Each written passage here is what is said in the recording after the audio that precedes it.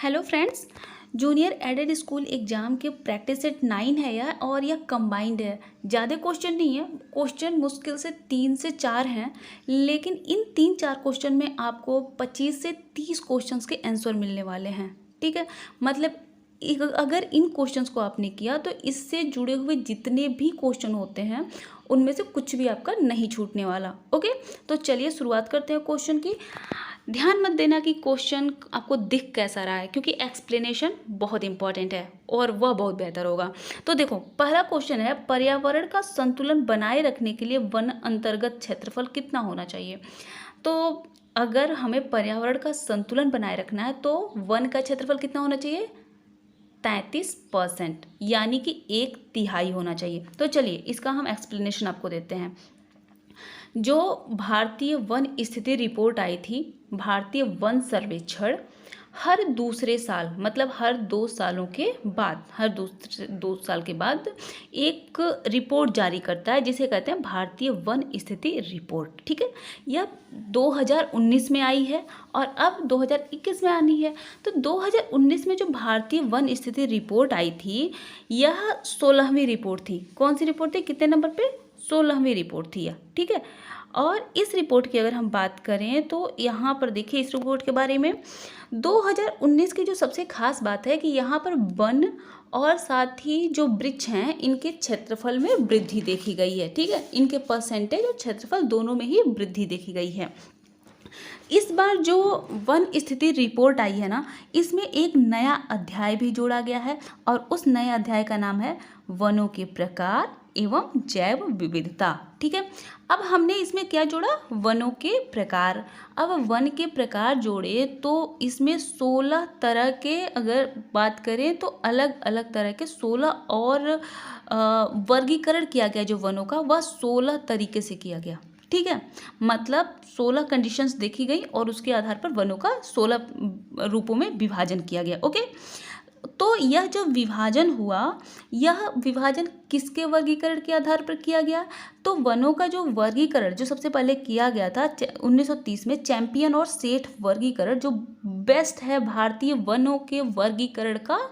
ठीक है, मतलब जो भारत के वन हैं उनको चैंपियन और सेठ ने बांटा था। ठीक है, वर्गीकृत किया था, तो इसके लिए इसके वर्गीकरण को कहा जाता है चैंपियन और सेठ वर्गीकरण। ठीक है, तो इन्हीं के वर्गीकरण के आधार पर इसमें जो नया अध्याय जोड़ा गया है वनों के प्रकार एवं जैव विविधता, उसमें जो वन रखे गए हैं वो 16 तरह के वन रखे गए हैं। ठीक है, तो ठीक है, अगला आप देखिए, यह क्वेश्चन बना हुआ है, लास्ट ईयर के एग्जाम्स में यह क्वेश्चन बना हुआ है कि जो 2020 में जो पेपर बना, उस पेपर में ये क्वेश्चन बना हुआ था कि वनों के प्रकार, सॉरी ये नहीं, क्वेश्चन ही क्या था कि जो वन संरक्षण जो रिपोर्ट आई है, भारतीय वन स्थिति रिपोर्ट, उसमें जो कौन सा एक नया अध्याय जोड़ा गया है। ठीक है, टॉपिक ये था, उसमें कौन सा एक नया अध्याय जोड़ा गया है। ठीक है, तो उसमें कौन सा नया अध्याय जोड़ा गया, वनों के प्रकार एवं जैव विविधता। उसमें कितने प्रकार के वन हैं, मतलब वृक्ष हैं, वह 16 तरह के आधार पे रखा गया। ओके, अब बात करें अगर हम भारत में जो वन और वृक्ष से आच्छादित क्षेत्र हैं, तो देखो वृक्ष का मतलब जो बहुवर्षीय काष्ठीय पेड़ हैं उनको हम वृक्ष कह रहे हैं। ठीक है, और जो वन है इसमें वृक्ष भी होते हैं, शाख भी होती हैं, झाड़ियाँ भी होती हैं, हर तरह की होती हैं, लताएं भी होती हैं, तो इन सब को मिला के क्या कहलाते हैं, उसको वन कहते हैं। तो जो अभी वृद्धि देखी गई है, तो सबसे पहले अगर हम बात करें कि देश में वन और वृक्ष से आच्छादित क्षेत्र कितना है, तो कितना है, 24.57%। कितना है, 24.57%। होना कितना चाहिए, 33%, यानी अभी भी हमारे पास वन और वृक्षों के आच्छादित जो क्षेत्र हैं वो काफ़ी कम हैं। लेकिन अच्छाई ये है कि 2017 की तुलना में 2019 में वृद्धि देखी गई है। ओके, अब देखिए अगर हम क्षेत्र की बात करें तो 8,07,276 किलोमीटर स्क्वायर में वन और वृक्ष से आच्छादित क्षेत्र हैं हमारे यहाँ। एक बात और जानते हैं, सबसे ज़्यादा वन कहाँ पर हैं, मध्य प्रदेश में। कहाँ पर हैं, मध्य प्रदेश में है। और वन का परसेंटेज जानते हैं कहाँ पे है, मिजोरम में। ठीक है, दोनों का नाम एम से ही शुरू हो रहा है, लेकिन मध्य यानी बीच वाला क्षेत्र जो हमारे यहाँ का है, वहाँ पर वन का क्षेत्रफल ज़्यादा है, जबकि मिजोरम में जगह कम है लेकिन उतनी कम जगह में वन ज़्यादा है, मतलब परसेंटेज ज़्यादा है। ओके, उसके बाद अगला देखें, अगर हम वनों की बात करें तो वन कितना है हमारे भारत में, 7,12,249 किलोमीटर स्क्वायर में फैला हुआ है वन। ठीक है, यानी कितने परसेंट हो गया, 21.67%। ओके, वृद्धि कितनी हुई है, 3,976 किलोमीटर स्क्वायर में वृद्धि हुई है। अच्छा, ज़रा आप मुझे कमेंट बॉक्स में बताएंगे हमारे भारत का क्षेत्रफल कितना है, ज़रूर बताइएगा कमेंट बॉक्स में कि भारत का क्षेत्रफल कितना है। क्लास 6 का पहला टॉपिक यही है, भूगोल का, जो भारत का जो वन क्षेत्र है वो कितना है। ओके, तो देखिए अब एक परसेंटेज में अगर बात करें तो 0.56%। ओके, अगला है वृक्ष, भारत में जो वृक्ष हैं वह कितनी जगह में है, तो 95,027 किलोमीटर स्क्वायर में। ठीक है, 95,027 किलोमीटर स्क्वायर में फैला हुआ है वृक्षों का क्षेत्र। ठीक है, वृक्ष फैले हुए हैं, यानी परसेंटेज की बात करें तो 2.89%। और वृद्धि कितनी है, 1212 किलोमीटर स्क्वायर, 1,212 किलोमीटर स्क्वायर। इसका आप स्क्रीनशॉट जरूर ले लेना क्योंकि बहुत ही इंपॉर्टेंट टॉपिक है। और अगर हम बात करें परसेंटेज जो वृद्धि हुई है वह कितनी है, 1.29% की इसमें वृद्धि हुई है। ओके, कुल वृद्धि कितनी हुई है, 5,188 किलोमीटर स्क्वायर की कुल वृद्धि देखी गई है। समझ में आ रहा है ना आपको सब कुछ। तो देखो अगला है सर्वाधिक वन प्रतिशत क्या है, जो मोस्ट इंपॉर्टेंट पॉइंट है वो यही है, सर्वाधिक वन प्रतिशत कहाँ पे है। तो वन अगर परसेंटेज की बात करें कि मतलब राज्य में जितनी ज़मीन है उस ज़मीन में कितने परसेंट वन है, तो सबसे ज़्यादा परसेंटेज जो है वह है मिजोरम में। अच्छा, मिजोरम की अगर हम बात करें तो ये वे जगह हैं जो पहाड़ी क्षेत्र भी हैं और 7 सिस्टर्स में आते हैं, और कहाँ पर हैं, हमारे बिल्कुल किधर हैं, एकदम पश्चिम पूरब की तरफ हैं। ठीक है, हमारे पूरब के वन हैं। तो हमारे पूरब के जो जगह हैं यहाँ पर आप जानते हो वहाँ से ब्रह्मपुत्र होके भी आती है उधर। ठीक है, बारिश भी सबसे ज़्यादा मेघालय की तरफ होती है।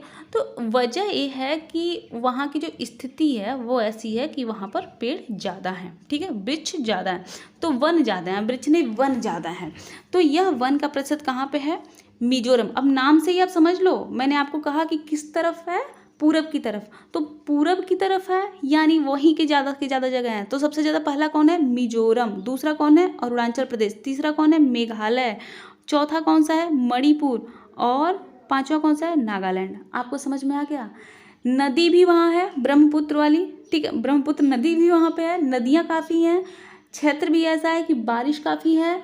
ठीक है, और जंगली इलाका भी हो गया।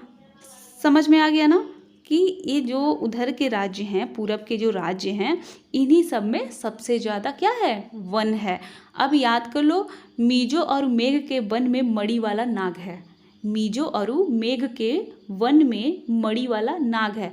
अब वन मतलब ये हो गया वन, कहाँ पर वन ज़्यादा है। ठीक है, वन में मड़ी वाला नाग है, तो वन कहाँ पर ज़्यादा है, मिजोरम में, उसके बाद अरुणाचल प्रदेश, उसके बाद मेघालय, उसके बाद मणिपुर, और उसके बाद नागालैंड। याद हो जाएगा ना, इसलिए मैंने बीच में वन लिखा हुआ है कि वन कहाँ पर है, किसके वन में नाग है, मड़ी वाला नाग कहाँ पर है, मिजोरम और मेघ के वन में मड़ी वाला नाग है। उसके बाद सर्वाधिक वन क्षेत्रफल कहाँ है, तो यह जो राज्य हैं छोटे छोटे राज्य हैं, बहुत बड़े राज्य नहीं हैं। लेकिन अब बात करें क्षेत्रफल की, तो जो राज्य बड़े हैं, ठीक है, वे उन राज्यों में जो अगर बात करें क्षेत्रफल की, ठीक है, जो बड़े राज्य हैं उसमें क्षेत्रफल भी ज़्यादा है वनों का। तो उन राज्यों के हिसाब से बात करें तो सबसे ज़्यादा जो बड़ा क्षेत्र है, वन क्षेत्र सबसे बड़ा कहाँ पे है, मध्य वन क्षेत्र, यानी मध्य प्रदेश में। तो मध्य प्रदेश में, ठीक है, और मतलब अरुणाचल प्रदेश में, छत्तीसगढ़ में, ठीक है, ओडिशा, ओशो मतलब ओडिशा, और के महाराष्ट्र। ठीक है, कहाँ कहाँ पर हो गया, मध्य प्रदेश, अरुणाचल प्रदेश, छत्तीसगढ़, ओडिशा और महाराष्ट्र। याद कैसे करना है, मध्य वन क्षेत्र, यहाँ पर याद रखना, ऊपर वाला सिर्फ वन था यानी 1% हो गया, यहाँ पर क्षेत्र है इसीलिए मैंने लिखा है मध्य वन क्षेत्र में। ठीक है, तो मध्य वन क्षेत्र में और 36 ओशो के महाराष्ट्र हैं।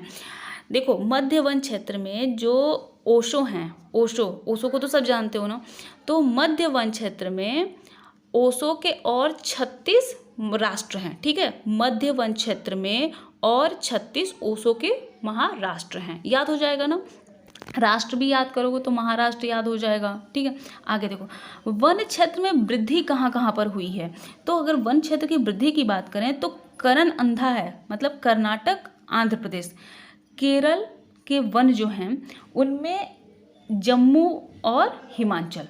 याद हो गया, करण मतलब कर्नाटक, कर्नाटक, आंध्र प्रदेश, केरल, ठीक है, जम्मू कश्मीर और हिमाचल प्रदेश। अब इसका ट्रिक क्या है, करण अंधा केरल वन जम के हिम हो गया।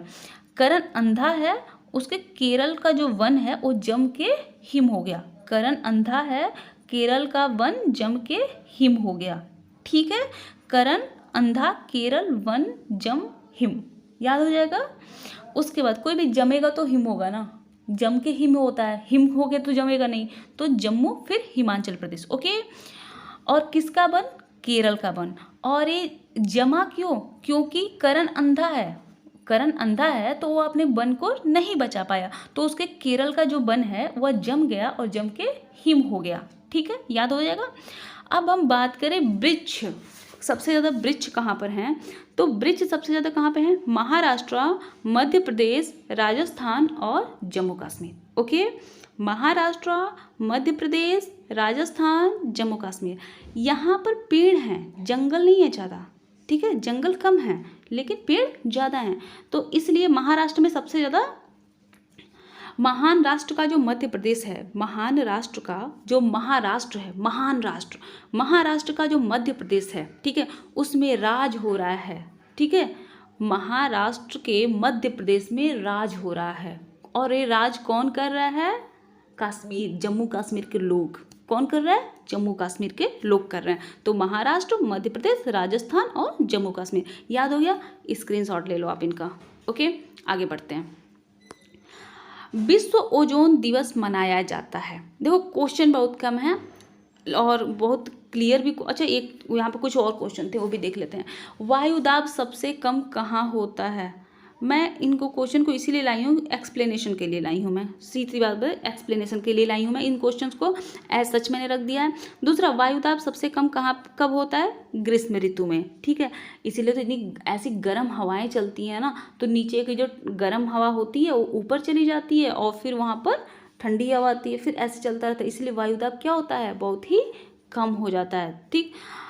अगला है, उत्तर प्रदेश में सस्य जलवायु क्षेत्रों की संख्या कितनी है, ये 9 है। इसको डिटेल में मैं इसलिए नहीं करा रही हूँ क्योंकि जो सस्य जलवायु क्षेत्र हैं इनका सिर्फ नाम नहीं, सिर्फ संख्या ही पूछी गई है, आज तक नाम पूछा ही नहीं जाता कभी, तो हम क्यों पढ़ने जाएं। वैसे अगर आपको नाम इनका जानना है तो आप टेलीग्राम पे जा सकते हैं। टेलीग्राम पे काफ़ी पहले, मैंने कुछ महीनों पहले मैंने वहाँ पर सस्य जलवायु क्षेत्रों के नाम की एक लिस्ट भी अपलोड की थी, तो आप वहाँ से उसको देख सकते हैं, पिक्चर में जा सकते हैं, मतलब पिक्चर अपलोड की थी मैंने उसकी फ़ोटो, तो आप उसको देख सकते हैं कि उत्तर प्रदेश में सस्य जलवायु क्षेत्रों की संख्या कितनी है, 9 है। आगे बढ़ते हैं, ये तो हो गया।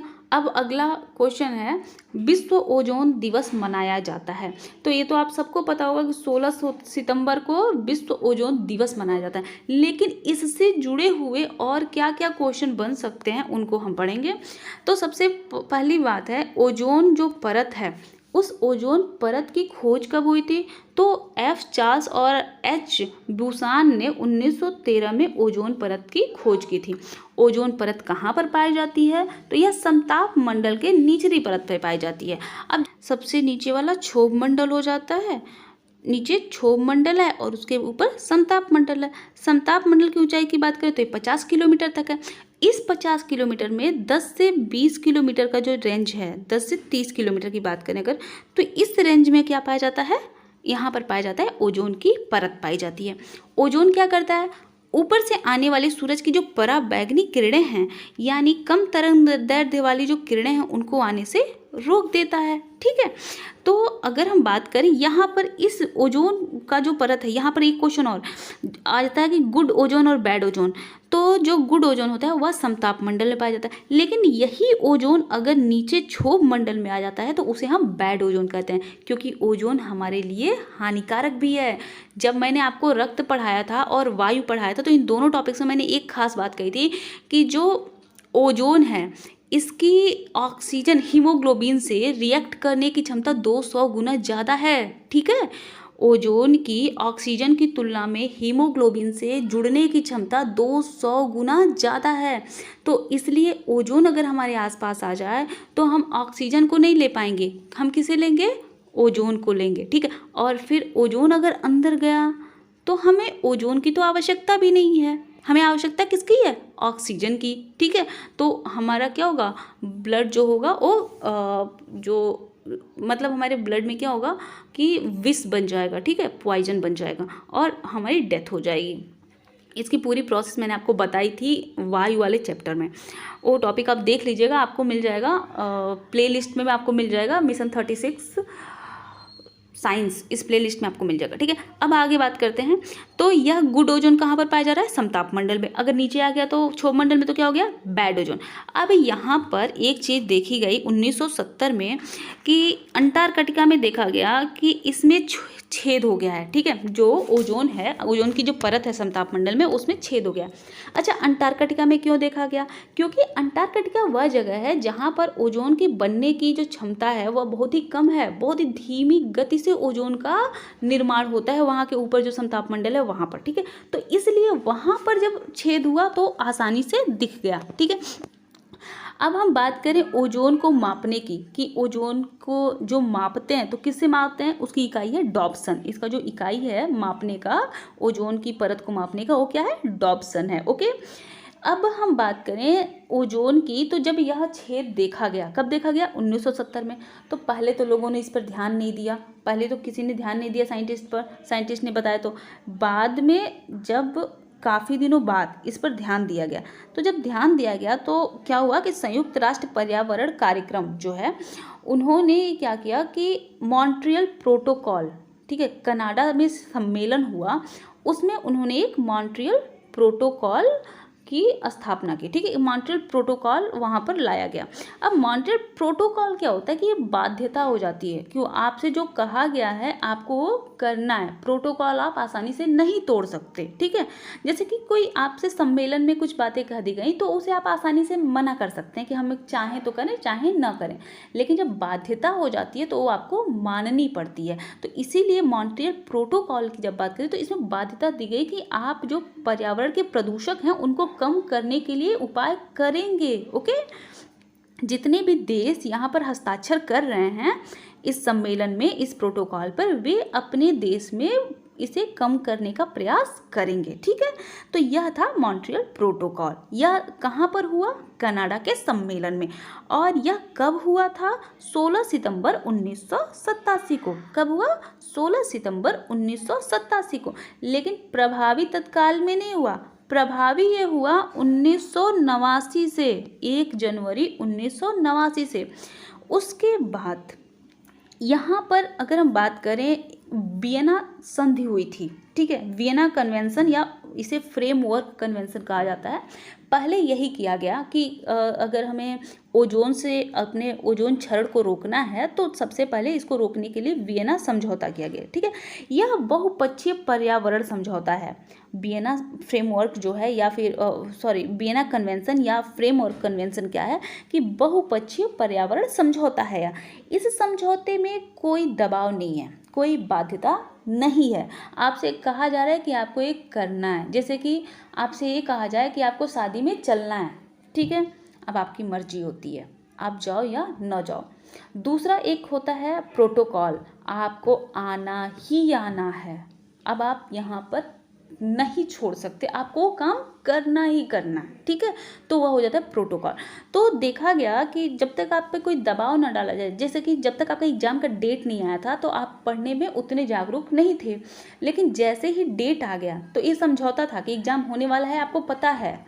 ठीक, लेकिन वो समझौते पर आपको कोई मतलब नहीं था। लेकिन जैसे ही आपको डेट पता चली, अब एक प्रोटोकॉल हो गया आपके लिए कि अब तो भैया ना पढ़े तो गए। ठीक, तो आपको अब पढ़ना ही पढ़ना है। ओके, तो इसीलिए पहले आया वियना जो कन्वेंशन या फ्रेमवर्क, इसमें कोई बाध्यता नहीं थी, तो लोगों ने इस पर ज़्यादा ध्यान नहीं दिया, देशों ने ध्यान नहीं दिया।